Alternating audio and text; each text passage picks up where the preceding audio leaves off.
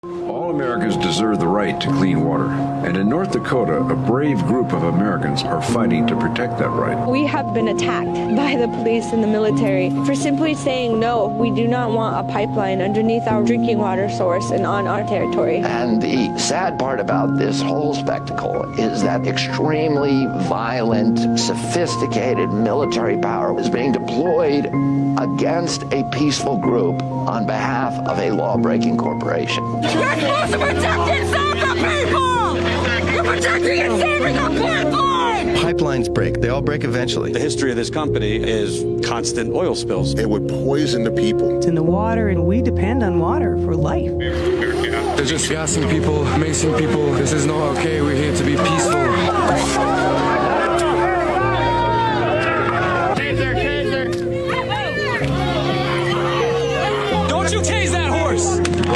One activist was severely injured by a concussion grenade. Another girl had her eye nearly torn out. Back to the South camp!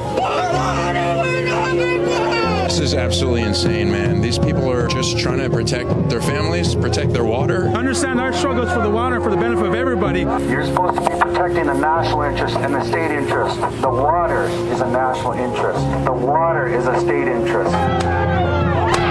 I wish they'd open their eyes and have a heart. Protect the water for the generations that are coming. That should be a priority. You can't drink oil, and water is life. We all die without it. So please, wherever you are, for now and for future generations, stand with the Standing Rock Sioux. This movement is not founded out of hate. Hi, everyone. My name is Jacqueline Luqman, and this is Brick by Brick. So if you've seen in the video I just shared with you, I know you've been familiar with the incidences and the horrible violence that the peaceful and unarmed Native American and other water protectors were met with in Cannonball, North Dakota, which is what we are familiar with now as Standing Rock. And if you're like most people, you don't know the history of this conflict between the United States government and our Native American brothers and sisters. And I know you've been wondering, how have we gotten to a point in America where law enforcement would respond to peaceful, unarmed protesters that way? And all they're doing is protecting their land from corporate encroachment and contamination that's absolutely certain. I know you've been asking yourself, how has the United States government done nothing to intervene on behalf of the Native people in North Dakota? Not only in North Dakota, but in every other area in this country where Native and indigenous people are protecting their land from this type of shore contamination and violation of treaties. Well, to understand how we got here, we have to know the history of the relationship between the United States government and Native Americans. But to do that, we really have to start in Europe, believe it or not. Because some American history begins long before we even existed as a nation, and it begins in another country entirely. This actually starts with the Crusades. Now, the Crusades, we're not going to go into a big, long, drawn-out explanation of what the Crusades were. Just in brief, the Crusades were military expeditions. They were wars beginning in the late 11th century that were organized by Western European Christians in response to centuries of Muslim expansion. The objectives of the Crusades were to check the spread of Islam, to take control of the Holy Land in the Eastern Mediterranean, to conquer quote-unquote pagan areas, and to recapture formerly Christian territories. Interestingly enough, because of the way society was structured at the time, for people who were not priests or members of any Christian religious order, soldiers in the Crusades saw the Crusades as a means of redemption or a way for them to pay for their sins. And I'm going to explain to you a little bit later why that was, why people believe that. So between 1095, when the first crusade was launched, and 1291, when the Latin Christians finally were expelled from their kingdom in Syria, there were a lot of expeditions in the Holy Land, to Spain and even to the Baltic, and the Crusades actually continued for several centuries after 1291. They continued all the way up until the 16th century. And the 16th century is important because that is when the Protestant Reformation happened and the Protestant faith was formed out of the Catholic Church.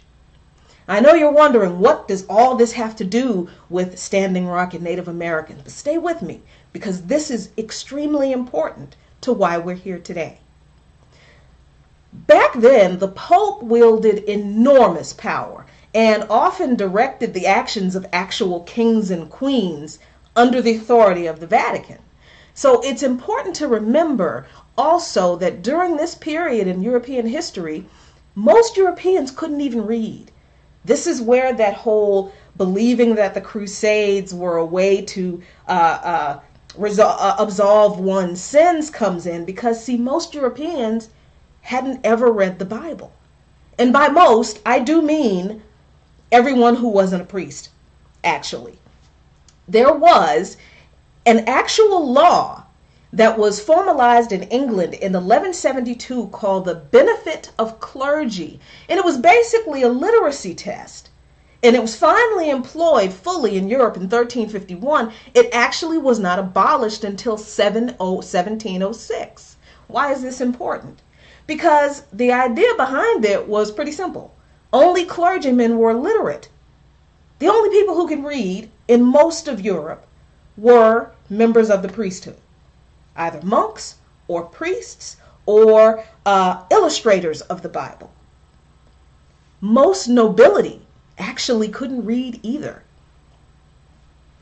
The interesting thing about this benefit of clergy law was that it allowed members of the clergy who were outside of the jurisdiction of royal courts to get away with a lot of crimes that would otherwise have been punishable by death. So for your average lay Catholic, they believe whatever the priests who got their direction from the Pope told them, because most of them had no idea what was actually in the Bible that they believed they lived from. So what does this have to do with the Crusades? Well, consider Pope Nicholas V, who was considered the first Renaissance Pope. He was the Roman Catholic Pope from 1447 to 1445. Why was he considered the first Renaissance Pope? Because he is credited with rebuilding and repairing Rome. He aspired to make it a monument to the power and the prestige of the Catholic Church and the Vatican and popes in particular. So under Pope Nicholas's rule, He reinforced Rome's walls. He paved the streets in Rome. The sewer and water systems were repaired, and the ancient system of Roman aqueducts returned to service. He sponsored the work of scholars and copyists in bringing the works of ancient writers to light after centuries of neglect. Centuries. Nicholas also established the Vatican Library, which at the time was the largest repository of books in Europe. That's all great, wonderful, and fabulous. But here's a part of Nicholas's legacy that is really, really dark. He's noteworthy in regard to native and indigenous history because he issued 2 papal bullas that are credited with giving papal authority to actions by explorers that led to the decimation of native and indigenous people throughout what was then considered the New World. So I know you're asking, what's a papal bulla? Well, a papal bull is a particular type of letter or patent or a charter or an edict, if you will, issued by a pope of the Catholic Church. It's named after the lead seal, the bulla, that's what it was called, that was appended to the end in order to authenticate it. You all have seen the movies, the period pieces, where some nobleman takes a piece of a big stick of wax and he melts it over a candle and he lets the wax drip on the parchment paper, and he takes this stamp and he sticks his stamp in the little piece of wet wax. That's the bulla. And popes would affix their seal to the end of this edict that they would issue, and that's how people knew it was officially from the Pope in Rome. So these bullas that Pope Nicholas is credited with writing actually laid the foundation for the concept of something called the Doctrine of Discovery. And the Doctrine of Discovery is basically the approval from the Vatican or the Pope to have power over non-Christian people for the purposes of either converting them to Christianity or taking their land, possessions, enslaving, or killing them in the process if they didn't convert. Remember, this was during the Crusades, and for Christians, their enemy were Muslims. So really, the first papal bulls were written to be directed at Christian soldiers to carry out against what they believed were Muslim infidels or non-believers. So the first papal bull that was issued by Nicola that is of particular note to native and indigenous history is the Dum Diversas. It was issued in 1452. This papal bull instructed the Portuguese crown to invade, capture, vanquish, and subdue all Saracens. Saracens is a very important word in this edict because it refers to Muslims. Remember, this was during the Crusades. But Nicholas goes further, and he doesn't only direct his edict at Muslims, he also includes pagans and other enemies of Christ. That basically means anybody who isn't a Christian. And he further says in this edict to invade, capture, vanquish, and subdue all Saracens, pagans, and other enemies of Christ wherever they may be, to put them into perpetual slavery, and to take away all their possessions and property. I don't think I can stress enough that when this bulla was written, it was written for the purpose at the time of conquering Muslims, to keep them from spreading Islam past Constantinople, which they ended up doing anyway.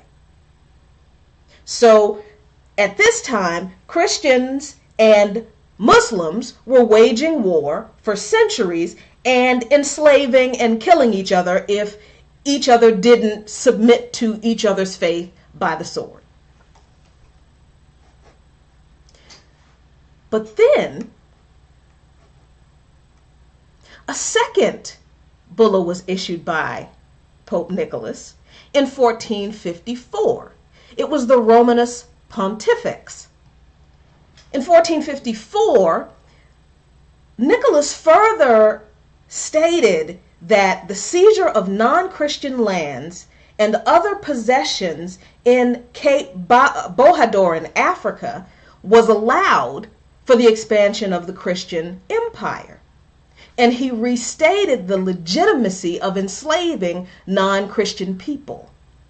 It's worthy to note that this area was formerly a Muslim area, that the Christians had gone in under the orders of the Pope and taken away from the Muslims. And if people did not convert to Christianity, if they didn't give up their Muslim faith, the Roman Catholic Church allowed for them to be enslaved. Here at this point in the history comes Portugal's King Alfonso and Castilian prince and explorer Henrique, Duke of Viseu, or affectionately known as Henry the Navigator. Now, they were in dispute over who would control the west coast of Africa for the spice trade. The Muslims had been driven out.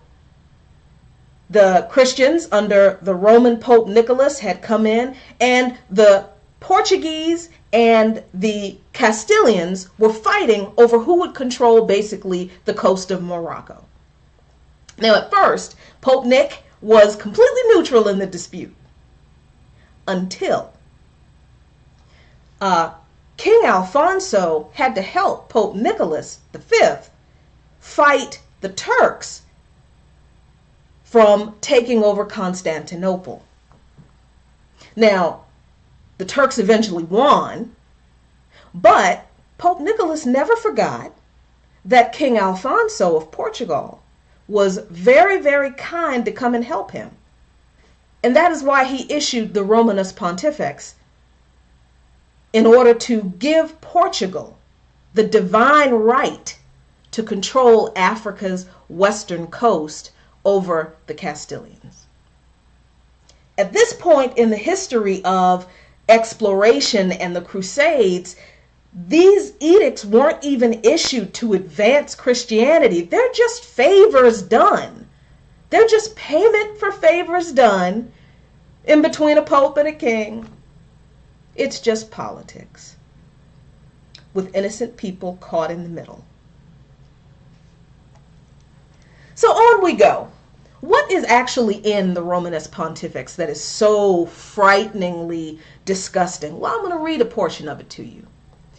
It says, since we had formerly, by other letters of ours, granted among other things, free and ample faculty to aforesaid King Alfonso, to invade, search out, capture, vanquish, and subdue all Saracens, Muslims, pagans, whatsoever, and other enemies of Christ, wheresoever placed, and the kingdoms, dukedoms, principalities, dominions, possessions, and all movable and immovable goods whatsoever held and possessed by them, and to reduce their persons to perpetual slavery, and to apply and appropriate to himself and his successors the kingdoms, dukedoms, counties, principalities, dominions, possessions, and goods, and to convert them to his and their use and profit, by having secured the said faculty, the said King Alfonso, or by his authority, the aforesaid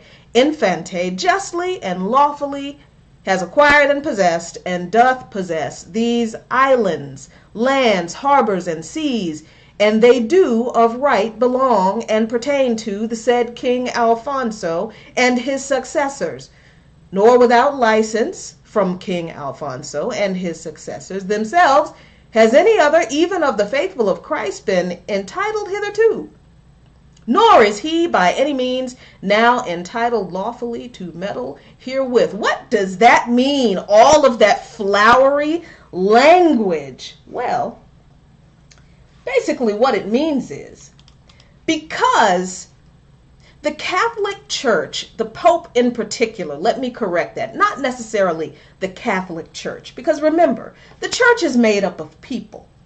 And at the time, most of the people who were members of the Catholic Church were illiterate. So they had no idea what was actually in their Bibles. So the people who were making the decisions on behalf of the Catholic faith were literally popes. One person. So there was this idea, this belief that Catholic popes, some Catholic popes, perpetrated, that non-Christians weren't even human. And that in the course of the Crusades, if a Christian warrior encountered a Muslim or a pagan or someone who was of any other belief other than what is subscribed in the Catholic faith, they could be, according to the second Papal Bull, perpetually enslaved, forever.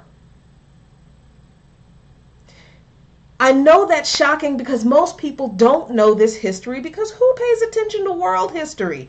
As a matter of fact, who teaches world history in high school? But it is very, very important to note that the slavery that is discussed here was not racially based slavery. It was the enslavement of people who were not Christian. And that was everyone who was Muslim, pagan, people who didn't believe in anything. What did this look like? So this Papal Bull was directed to King Alfonso. And again, it was a thank you from Pope Nicholas V for coming to his aid in trying to fight off the Turks. What did Alfonso get from the Roman Catholic Church? Well, Alfonso basically got all of this territory right here, with the exception of this tiny little spot, which is Tangiers, which belonged to England, and I say belong to in quotation marks. But Pope Nicholas V, as a thank you, granted Alfonso, King of Portugal, all of this territory along the coast of Morocco. Politics. So, of course, because the Portuguese and the Castilians were fighting over this territory, the Castilians didn't like that. So there was this battle between these two factions of people. They wanted to control all of this territory, and the history books sanitize this fight between the Portuguese and the Castilians by saying that they wanted to expand Christianity. No, that's not really what they wanted to do. What they really wanted was wealth.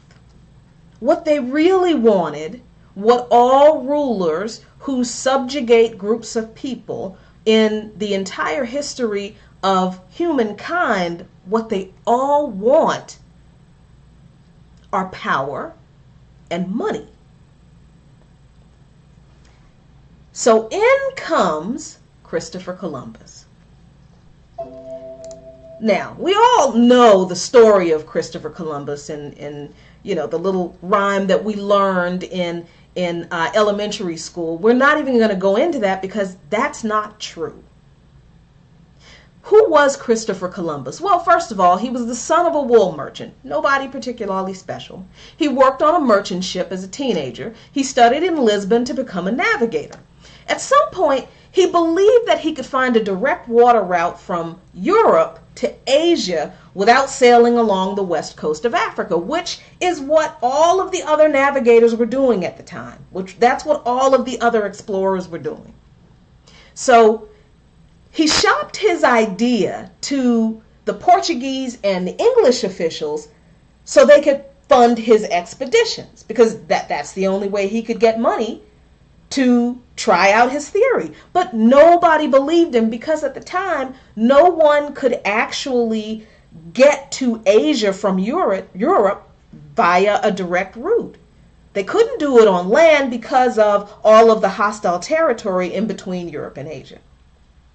So the only thing anyone had figured out how to do up to that point was to sail around the coast of Western Africa. And that's one of the ways that Western Africa became colonized by the Portuguese and the Spanish and fought over by them.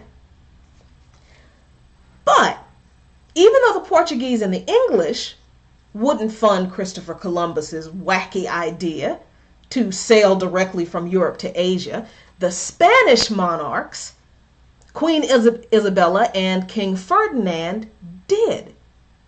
Why? Because they wanted money and power too. So Christopher Columbus is, of course, credited with discovering the Americas.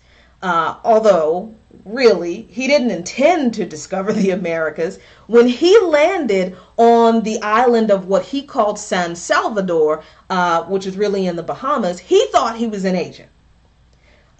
He obviously wasn't. The natives actually called that area Guanahani.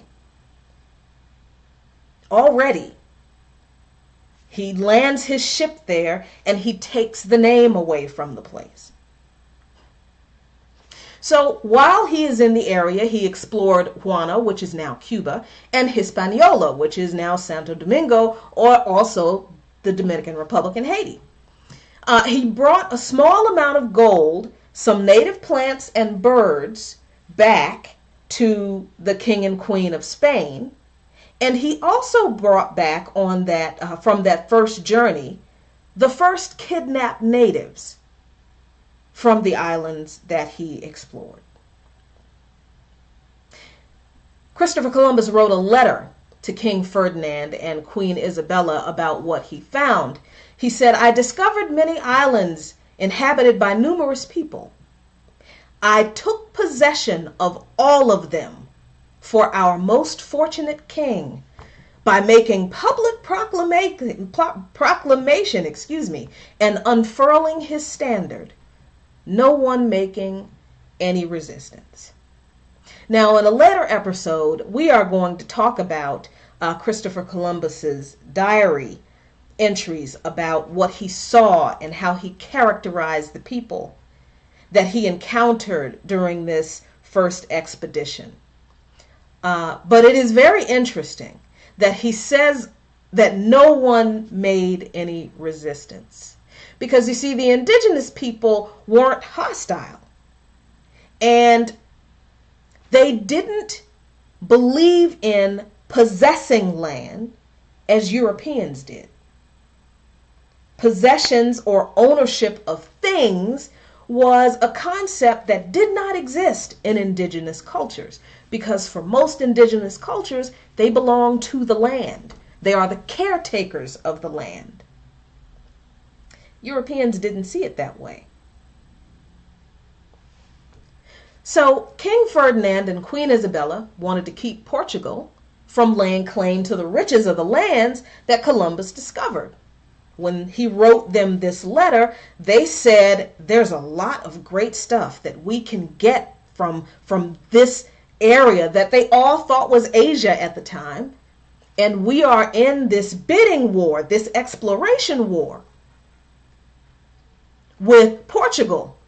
And we can't let them get the upper hand. So you know what we should do? We should go to the current Pope and get him to issue a bulla making making it legal for us to claim the lands that Christopher Columbus has discovered. And that is exactly what they did. King Ferdinand and Queen Isabella petitioned Pope Alexander at the time to issue a decree to establish Spain's rights to possess the lands that Christopher Columbus found. So who was Pope Alexander VI? Well, he was Spanish born. He was a pope from 1492 to 1503. What was the big deal with him and his role in what we see today with the relationship between the United States government and indigenous people, and not just the United States government, by the way? Well, Pope Alexander VI issued the Papal Bull Inter Cetera in 1494 when Columbus returned from his first voyage. What was the Bull Inter Cetera? What did it say? What did it do? Well, it was issued to settle a dispute between Spain and Portugal that escalated as a result of Christopher Columbus's first voyage, and it was issued at the request of King Ferdinand and Queen Isabella. The decree Inter Cetera established that Spain could claim any discovered land that was not already held by a Christian noble authority, and could claim land, quote, west from a line drawn 100 leagues toward the west and south from any of the islands commonly known as the Azores and Cape Verde. The Inter Cetera granted Ferdinand and Isabella full and free power, authority, and jurisdiction of every kind over almost all of the Americas, save for a portion of modern-day Brazil and a few island outposts. So with the stroke of a pen, the Pope created an imaginary line dividing the world on a north-south axis in the middle of the Atlantic Ocean. All the territory east of the line of demarcation was granted to the Portuguese, and all of the territory to the west was the sole domain of Spain. The Pope did this under no other authority than he believed God gave him the divine right to, because he said so. Portugal and Spain agreed to an amended agreement based on the Inter Cetera because Portugal wasn't happy with the original line of demarcation. They felt like they didn't get enough territory to claim, and they felt like they didn't have enough sea lanes to travel through. They felt like they would always have to be bumping into the Portuguese, and they would always be at war with each other. So the Inter Cetera was amended twice, and it was finally signed in the Spanish town of Tordesillas. This document that was the result of this treaty signing was called the Treaty of Tordesillas between Spain and Portugal. And the Treaty of Tordesillas created this very interesting division of what Portugal could explore and claim and what Spain could explore and claim. I hope you can read that there. It says the line of demarcation between Spanish and Portuguese territory, as first defined by Pope Alexander VI and later revised by the Treaty of Tordesillas, Spain won control of islands discovered west of the line, while Portugal gained rights to new lands to the east here.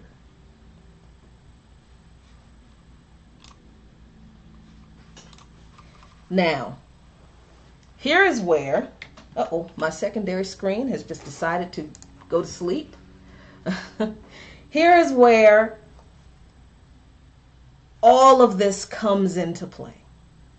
Because the Treaty of Tordesillas is the foundation for what is known as maritime international law, or international maritime law, and the international law of nations.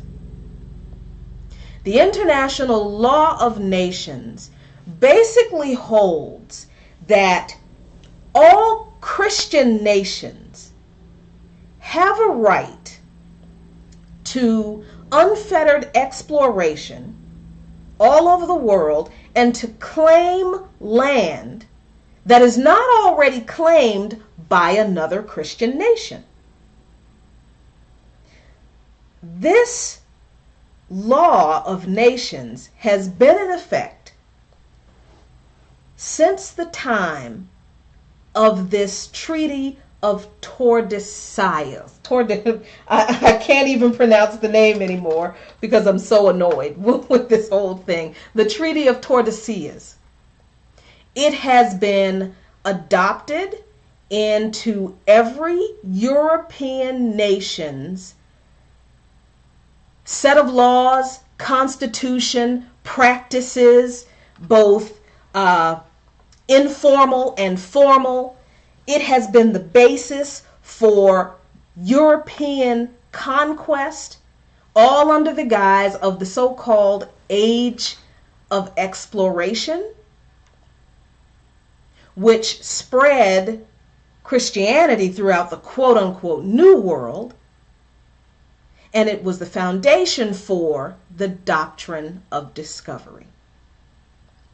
The Doctrine of Discovery is honestly nothing more than the first two Papal Bulls, declaring that Christian nations, sovereign Christian nations, could not declare, sorry, my laptop has finally come back up. Yay! Let me get back in here so I can get my notes back up for you guys. That sovereign Christian nations could not declare ownership of land that another sovereign Christian nation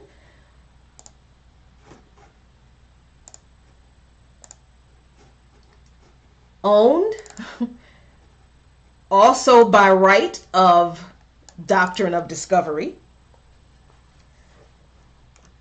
But the Doctrine of Discovery went further to declare that Christian nations had a right to either convert the original inhabitants of the land to Christianity, and if those inhabitants did not convert, then those Christian nations had a divine right to do with those inhabitants what they chose.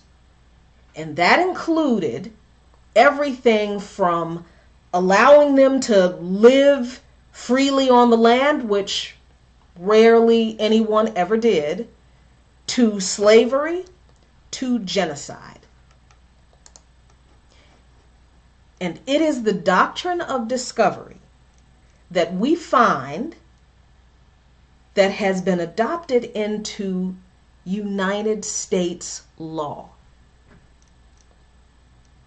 This is why all of this previous history that started in Europe, that started with the Crusades, that started with all of these foreign popes, is critically important to what's going on today. Because the Doctrine of Discovery, while it wasn't mentioned by name, was given a legitimate stamp in United States law, federal law, decided by the Supreme Court law. In the Supreme Court ruling Johnson versus McIntosh, Justice John Marshall said in his ruling, on the discovery of this immense continent, the great nations of Europe were eager to appropriate to themselves so much of it as they could respectively acquire, Its vast extent offered an ample field to the ambition and enterprise of all, and the character and religion of its inhabitants afforded an apology for considering them as a people over whom the superior genius of Europe might claim an ascendancy. I feel like I have to stop right there. When people like Steve Bannon and Sean Spicer and this Milo person and these white supremacists make speeches today saying that America is for Europeans, they're only citing established law. This is why knowing history is important, because it is only as effective as the hands who wield it.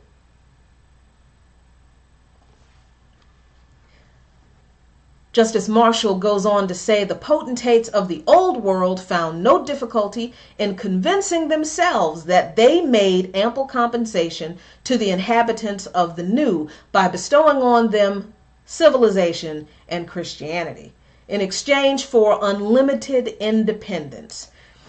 Now, at this point, Justice Marshall, I believe, knows he's lying, because this Supreme Court case, Johnson versus McIntosh, was a dispute between two white men over land that didn't belong to either one of them. They wanted the court to decide who between them should get land that originally belonged to Native people. Justice John Marshall goes on to say, but as they were all in pursuit of nearly the same object, it was necessary, in order to avoid conflicting settlements and consequent war with each other, to establish a principle which all should acknowledge as the law, by which the right of acquisition, which they all asserted, should be regulated as between themselves. This principle was that discovery gave title to the government by whose subjects or by whose authority it was made, against all other European governments, which title might be consummated by possession. This principle was that discovery gave title to the governments by whose subjects or by whose authority it was made, against all other European governments, which title might be consummated by possession. In other words, if a European government discovered land on which people they considered to be non-Christian, pagan, Saracen, otherwise an enemy of Christ, and if that European Christian government wanted to possess that land, they could do so by right, solely because they were a European Christian nation, and the right was divine according to their interpretation of their so-called faith. That is the doctrine of discovery. And the doctrine of discovery is what Justice John Marshall based his Supreme Court decision upon, that stripped the rights of ownership from Native American people for their land, and gave it, in this case, to one of the two white men who were fighting over it. This one court decision, Johnson v. McIntosh, was the legal basis for the continued disenfranchisement of Native Americans in this country from the time of the from the time of the Johnson v. McIntosh decision to today. Because this ruling maintained that Native Americans referred to in this decision as fierce savages and the conquered. It's in the Supreme Court decision. Native Americans had the right to occupy land, but not full sovereignty to own it. It stipulated that tribes were dependent on the federal government. Johnson v. McIntosh became the cornerstone of U.S. federal Indian law. Subsequent court decisions tried to walk back some of the harsher provisions of Johnson v. McIntosh, but it remains to this day the dominant legal precedent in matters of Native American land rights. Here's the key. This isn't true just in the United States. This is also true in Australia, New Zealand, and Canada, where large indigenous populations exist. Why is that true? Because remember the Treaty of Tordesillas. Remember that this area was granted to Spain.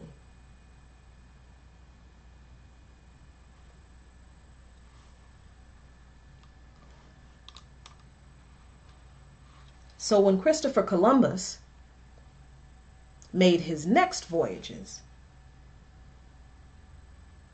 that is when the age of exploration and the doctrine of discovery and all of the horrible destruction that they wrought really began to take root in what we know as the Americas today.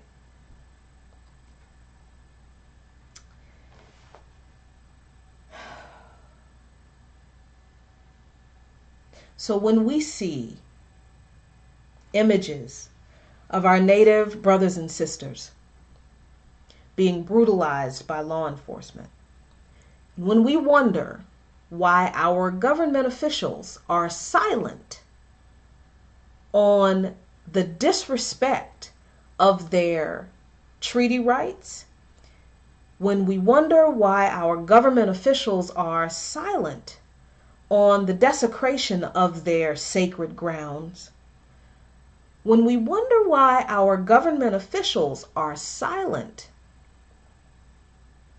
on the removal of Native Americans from their land, please remember, a lot of our government officials are lawyers. Not all of them, but most of them are. And Johnson v. McIntosh is a very well-known, very highly regarded, and still referenced Supreme Court decision to this day. In short, our elected officials say and do nothing to defend our Native brothers and sisters because they know that the law has already settled that the land isn't theirs. That's the legacy of the doctrine of discovery. History is only as powerful as the hands who wield it.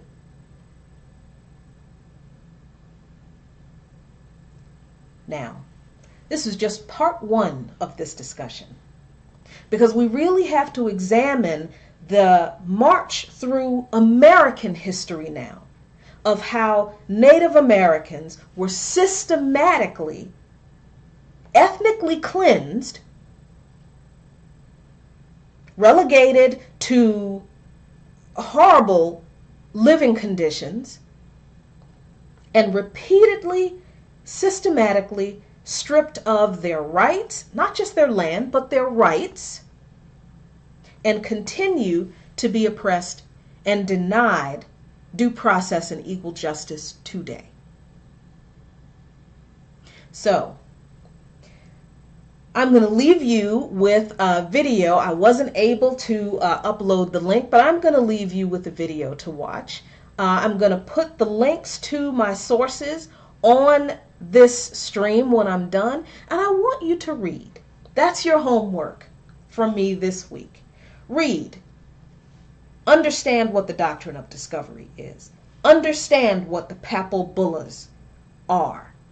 Understand that even though they are not based in any law, in any legal precedent, they are still considered to be binding in some way. Also understand that there are several religious denominations, Christian denominations, who have petitioned the Catholic Church through the years to rescind all of those papal bulls. I hope you got some information that has been helpful for you. I hope you learned something you didn't know. And I hope you take this information, and I hope you begin to look at our history a little bit differently. I hope that wall of misinformation is beginning to crumble for you just a little bit, because I intend to do that, and I intend to do it one brick at a time, brick by brick. Join me next Wednesday night at 9 p.m. for part 2 of this discussion. Thanks so much for joining me tonight, everyone. Have a great evening. Building it brick by brick.